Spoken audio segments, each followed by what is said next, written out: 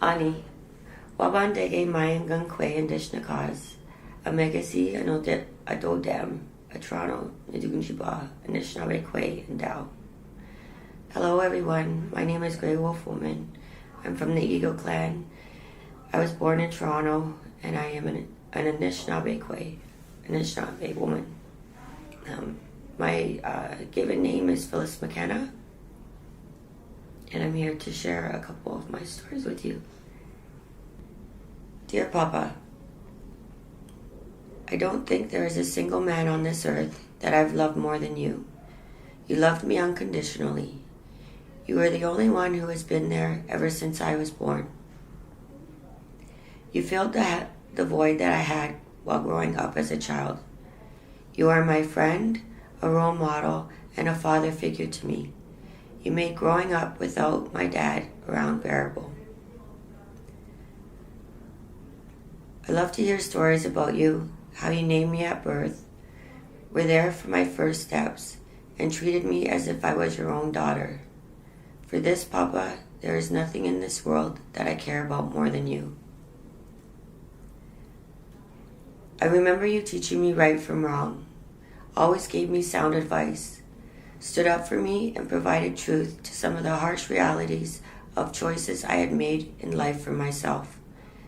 You never once judged me or put me down. I couldn't have been more blessed than to have a grandfather more caring than you. For the past several years, you have slowly begun to forget little things, where you put your glasses, misplacing things, forgetting the date, or which day of the week it was. This has gotten worse over the years, to the point that you are unable to care for yourself. But it got even more worse. By no fault of your own, you began to forget my name, how old I was, and that I couldn't be me because I was too old. You thought I was still a child. Your mind wouldn't let you believe that I'd grown into a woman. I let it go, knowing it was the disease that was taking control of your thoughts and stealing your memories. Alzheimer's disease was slowly taking its toll, and there was nothing I could do. About 6 months ago, you no longer recognized me at all, had no idea who I was or my name. This absolutely broke my heart, but still, nothing I could do to change it. I try to convince myself that it doesn't bother me, but I'm lost without you. I push through the days, keeping busy with life, and cut back on coming to see you, just because it was easier to deal with if I didn't think about you.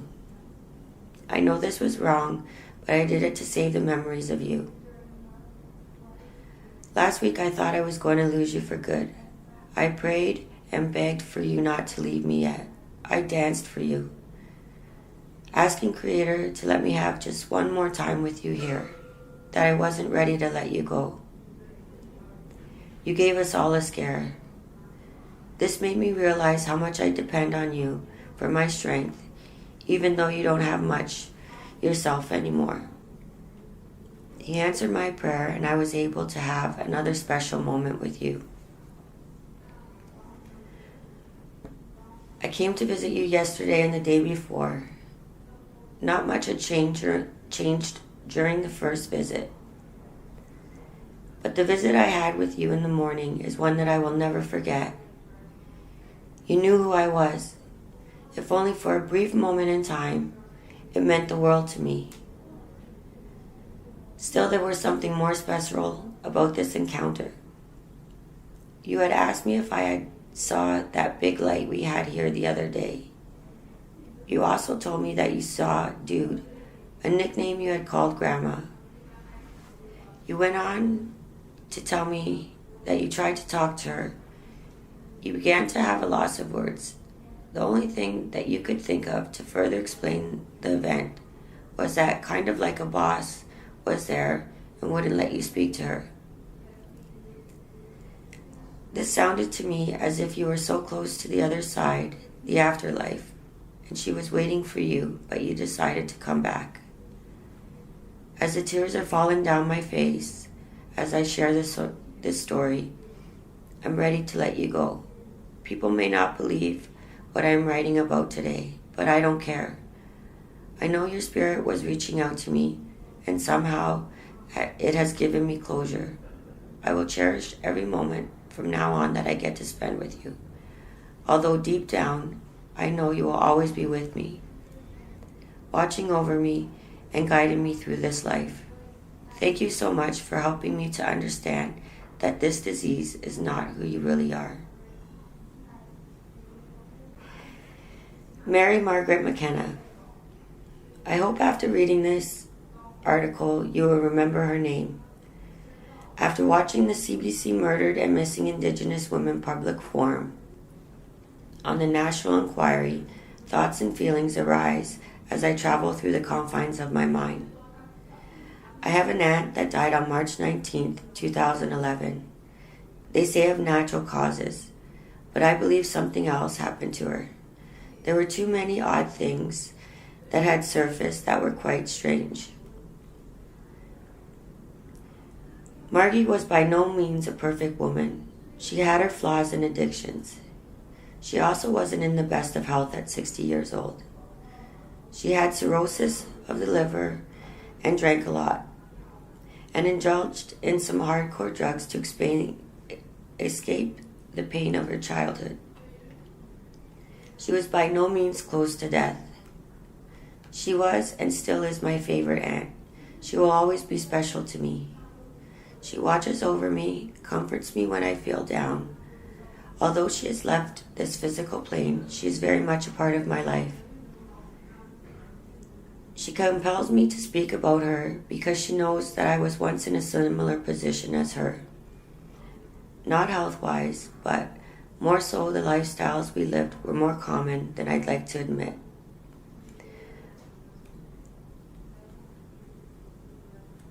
We spent a lot of time together, and when she became sick, we became even closer. She gave me the feeling that she knew something we didn't.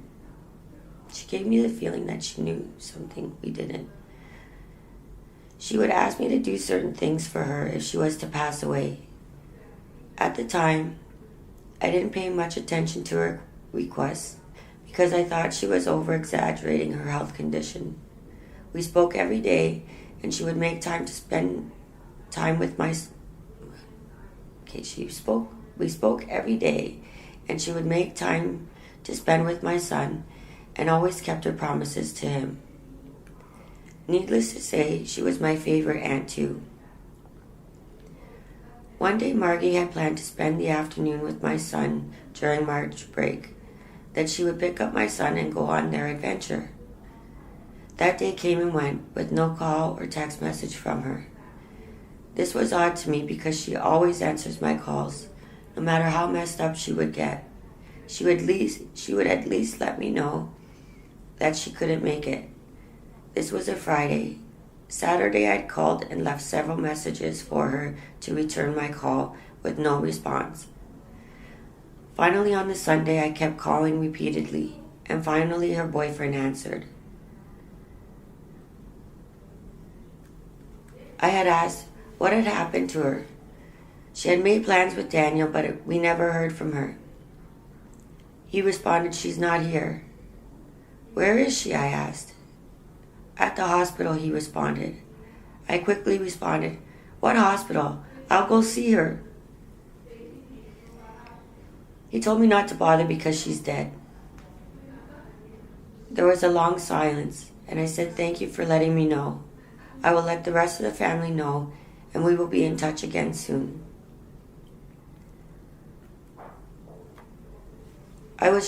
I was in shock that she was gone, just like that. No phone call that she was in the hospital, and no phone call that she had died in the hospital. This seemed odd to me, but we carried on to prepare her for her journey through the western door. The ceremony was a closed casket. The funeral director told us that she was unrecognizable, and it may startle some folks, that only the close family members who were preparing her body could open the casket. He was right. She had swelled up like a balloon. She had no shoes on her feet. Anishinaabe people always send spirits home with the proper necessities to make the 4-day journey. As myself, my aunt, my mother, and a traditional helper prepared the body, it was truly an honor to be a part of that ceremony. But I noticed that she had had a dress on that she never wore before and wouldn't be caught dead in something like that alive. It was an old black lace dress, the ones that look like dollies that you cover your coffee table with. My aunt had noticed that I had had an odd look on my face. She knew what I was thinking. Why is she in this dress? My aunt said, I know. I went to her house yesterday, and Ronnie had gotten rid of all her stuff. He threw it away. The funeral director donated the dress for her because she came to the funeral home with nothing. We completed preparing the body and began to gather in the room for the ceremony.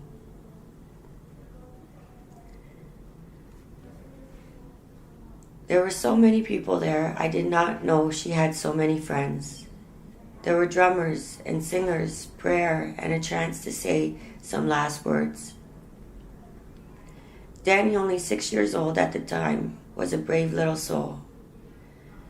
He got up there by himself and shared his heart with the room, how much he loved her and how sad he was that he would never be able to go on adventures with his Aunt Margie. The whole room filled with tears as he poured his little heart out. The service was beautiful and she left in a good way.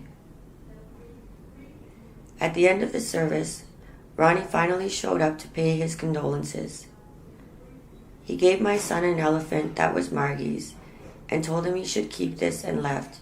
He never went to the casket, spoke with the family, or said any last words. And after this day, we never saw him or heard from him again.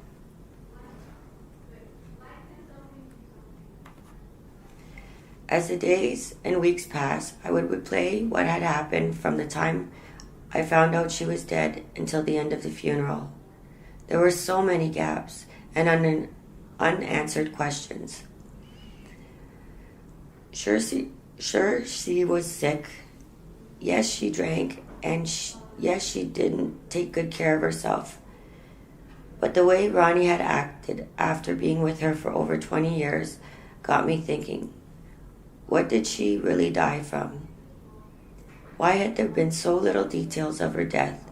And most importantly, why wasn't our family, or at least me, notified that she was sick and that she had died? When Ronnie answered the phone that day, his responses were limited. And I felt as though I had to pry it out of her where she was. And the most peculiar thing to me was, why did he throw away everything she had before we even had time to go through what we wanted to keep? Margie was sick, but Margie also lived in an abusive relationship. I often ask myself, and I'm quite convinced, that something happened between her and him that led to her death. Being Native didn't help. The police didn't even bother to question her death or ask the family any questions, and the hospital had no information for us either. We were left with many questions and no answers. What would you think? What can you do? We live in a country where Indigenous women are targets of abuse, rape, being murdered, or missing. The inquiry public forum had opened up old wounds I had tried to put behind me. It is never easy sharing our stories of our Indigenous women who still to this day have no protection against predators. This is just one story of many. There is not one Indigenous person's life that murdered and missing Indigenous woman hasn't affected them in some way. So please, I ask you to say her name, Mary Margaret McKenna. She is loved and missed every day. No more silence. The losing battle. No matter how much of a warrior you are, or how many battles you have won, there will always be some that you lose. You don't have to be a soldier to go to war. Sometimes that war is within. It is easy to fight for something you want, but it's not so easy to keep it. There are outside influences that can disrupt your whole being. These are losing battles. No matter how much you try to win, the loss or sacrifice is always greater. Some people or things are not worth fighting for.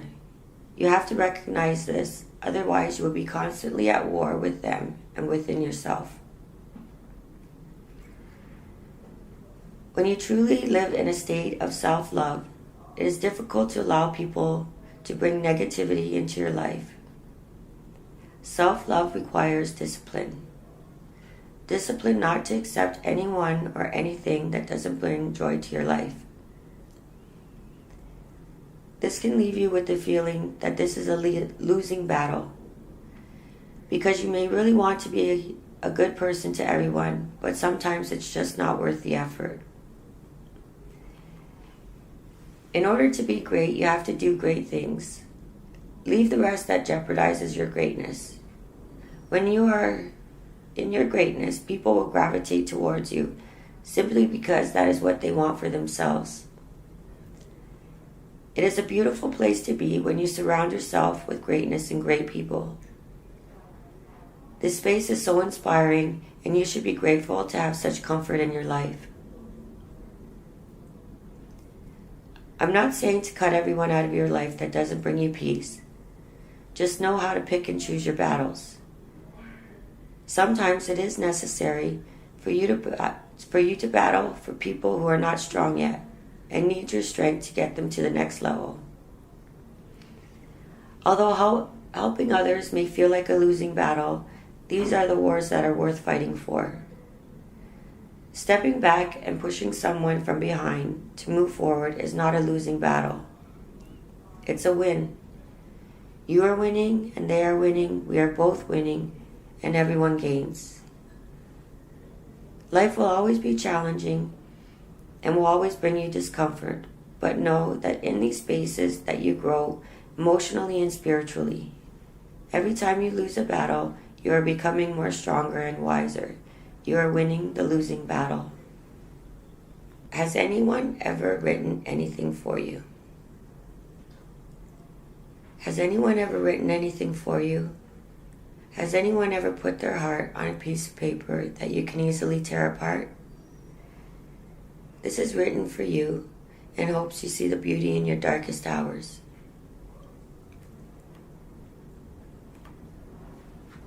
The words just don't come out right with conversation, so I'm writing this one for you. I wish nothing but good to you and your loved ones. They say if you love something, set it free. And if it comes back to you, you know it was yours in the first place. The difficult part of loving is that most people don't understand the concept of love. It is seen more as a feeling than what it actually is. Love is a state of being. If I didn't tell you that I loved you, then I would be lying to myself and the Creator. For the Creator says we must all love and keep one another. The Bible was meant to teach us what happens to the world when we stop loving one another, when greed takes precedence over kindness and compassion. We are not made to fear each other and form alliances seeded from injustice or hate. Has anyone ever written anything for you? In all this madness of the world, someone thinks of you and silently prays, watches you from the other side, only because you won't let them in. All your successes and failures, guess what? Someone was cheering for you regardless. They did this because they know what it feels like to have the world against you. Although you may think it's weak to have a friend to rely on, that person is there whenever you look to them. There has been far too much that hasn't been written for you. Yet there has been so much that has been written in an attempt to make you understand that these words are meaningless, if you never really appreciate the simple things in life. There is a blessing in these lines, for you see, I did not write this for you on my own. Creator has used me as a vessel to spread his divine love onto you. And with the acknowledgement of the miracle that has transpired, you will see that someone has written something for you, but that someone wasn't me. Break free. In love, one tends to want to feel loved so much that we forget to love ourselves. Love is the most special place to be when it is in its purest form. It is euphoric. We burden ourselves with thoughts of things or people we love. We sabotage our existence. Love is enduring long after it's gone. There is an imprint that imprisons us. Scars bestowed upon us when love comes to an end. Warriors become hardened from the hurt, and as each relationship unfolds, hearts are broken, and we are never the same again. We fall victim to the thought of loneliness, but we are never alone.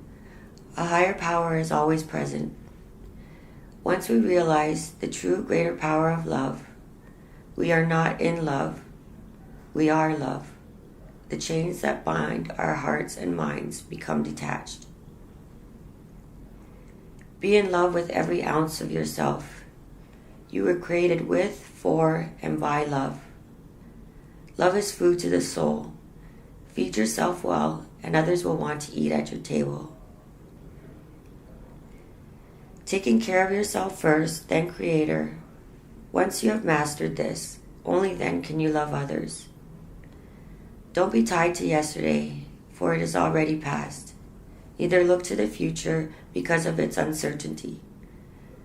Love today and break free.